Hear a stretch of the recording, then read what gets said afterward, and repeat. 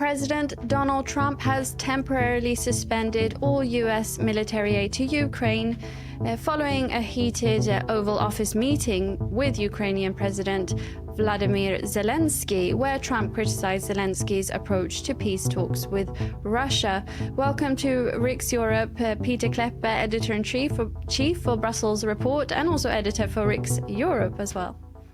Thank you, Rebecca. So could you tell us what you think could be possible long-term implications of Trump's decision to suspend U.S. military aid to Ukraine? I think this is a means to pressure Ukraine. Trump's plan is pretty clear. He does not want Ukraine to be in NATO, but he does want to help Ukraine, and he does want to put American boots on the ground. But he sort of wants to help Ukraine defend itself.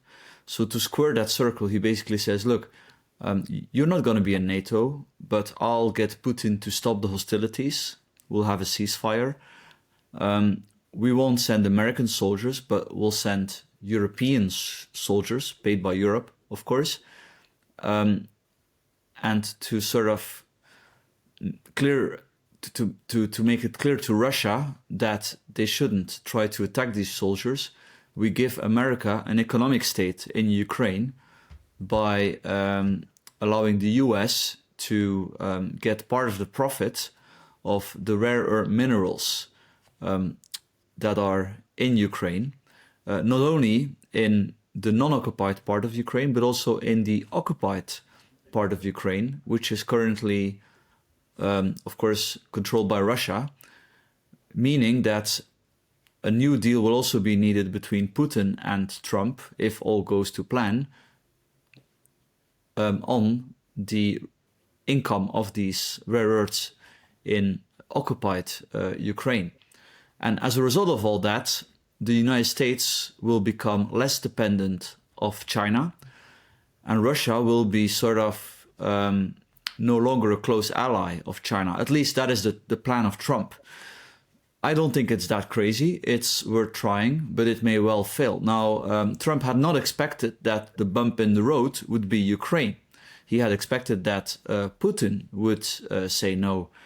So I think that explains why he got so angry, really, and why the debate got so heated, and why we now see, as you mentioned, Trump suspending the aid to Ukraine. Now, what I expect is that this is not going to be long term.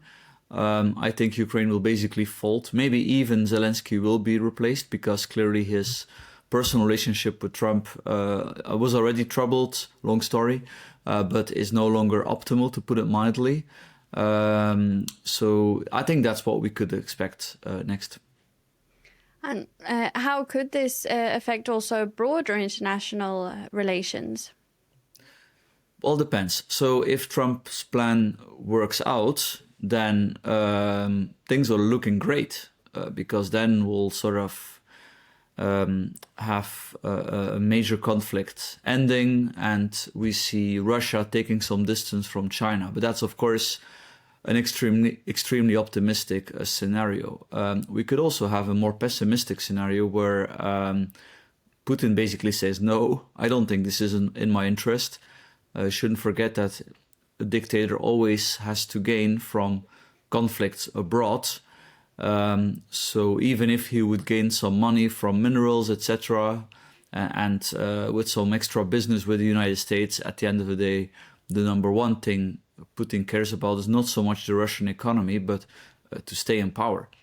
And in order to achieve that goal, it is very convenient to have a conflict that you can use to escalate, sometimes to sort of divert attention, to say, look, friends, let's not ask questions here in Moscow because we have a war to fight. So if Putin says no, then I fear the US will move to the bad cop part of the plan. So far, they're playing the good cop with Russia. And that will mean that Mike Waltz, who's a bit of a neocon, the national security advisor of Trump, he will be allowed to get his way, and that would mean allow Ukraine to strike more deeply into Russian territory, escalate the sanctions on Russia, force Europe to stop buying LNG from Russia, buy LNG from the United States instead. So yeah, that's of course a less rosy picture, because it would dramatically escalate tensions and even carry the risk that the conflict would spill over to other countries. A major concern for many since Donald Trump has temporarily suspended aid is Ukraine's ability to defend itself against Russian aggression in the future. What alternatives will they have for securing military support? Oh, we can be very short about that. The Ukraine has a very big problem. If there is no longer any American military support. Of course, there's no real boots on the ground in Ukraine, maybe some secret services. But Ukraine is dependent on American intelligence to know about the Russian positions. They are dependent on supplies for weapon systems that are ultimately controlled by America. There is no scenario in which I think Europe on its own is able to support Ukraine, if it even wants to do that, because some of the European leaders claim that, but I even have my doubts if they would be willing to do that. So how do you anticipate that European leaders will respond to the suspension of aid? At least it's giving a wake-up call in Europe that they have to take their defense serious. Countries like Belgium, the Netherlands, Sweden, Germany have been major culprits in neglecting their defense. Also Denmark over the years. Finland has been more responsible. Poland has been very responsible, have understood the danger from Russia. So that's really what this is all changing now. 3 years in the war, Europe is finally talking about having a proper defense again, which is good. Of course, in the process, we've seen the Eurocrats like Ursula von der Leyen trying to abuse the situation, trying to push all kinds of new debt schemes, joint debt, to buy weaponry. I expect and I hope that will remain a marginal phenomenon. At the end of the day, it's a no-brainer that the US is the main security guarantor for Europe, and even if Europe would think that Trump will abandon it, which is actually not the case. Trump will not abandon a zone of influence. That's against sort of his thinking. But even if he would do that, it would not make any sense for Europe to throw away their old shoes before they have new ones, right? So even if Europe thinks and would consider US as a lost ally, it still needs to stick to NATO as long as it can before it's even before it has even built up its own defenses. And what else has Trump decided now in terms of tariffs? Many policy changes now that obviously have been controversial, but what are the latest updates in terms of tariffs? Well, we just saw the tariffs on Mexico, Canada and China entering into force, 10% on China, 25% on Mexico and Canada. Canada has already announced retaliatory tariffs. China has also done so. So yeah, this is sort of happening in the meanwhile. It's of course further straining relations between Western allies, which is not a good thing.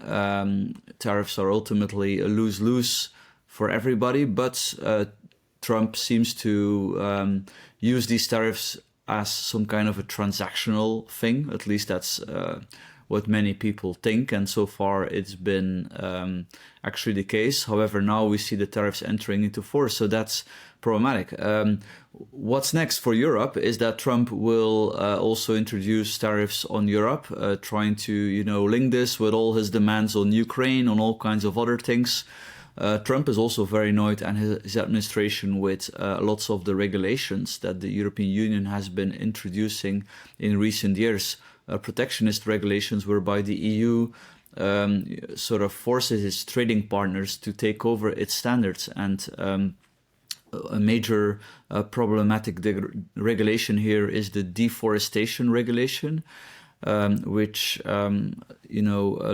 requires lots of extra bureaucracy if you want to import certain products like palm oil or wood into the EU. Even the Biden administration was very angry about that. Now the paper industry in the US is lobbying Trump, telling them, look, you have to ask the EU to do something about this.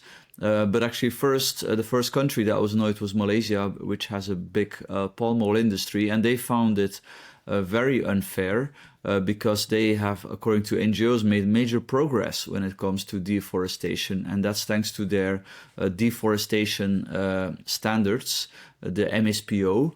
They're sharpening these up, and these standards will be even more strict than the EU regulations. But despite this, the European Union refuses to recognize the standards of its trading partners as equivalent, unlike, for example, something what the UK is doing. The UK is fine to say, look, okay, fine, we accept your standards as equivalent. That's what trade is all about. Ursula von der Leyen, she was just in India. In India, there also is a lot of concern about this specific regulation. There's a number of other EU regulations that is sort of annoying trading partners. The EU is coming up with its own climate tariff, the CBAM. So you can be sure that this will all feature on the very long list of Trump. So now he's dealing with Canada, Mexico, and China. But make no mistake about it, Europe is next, and he's going to be, I fear, a lot less friendly than he is to China, Mexico, and Canada. So European leaders better get their act together and, basically introduce some introspection, admit that they have been protectionist themselves. And the obvious compromise is that the EU says, look, we have sinned. We will also abandon our protectionism or scrap lots of it if you don't go forward with your tariffs. Thank you very much, Pieter Cleppe, Editor-in-Chief for Brussels Report and also editor for RIX Europe. Thank you. And thank you for watching RIX Europe.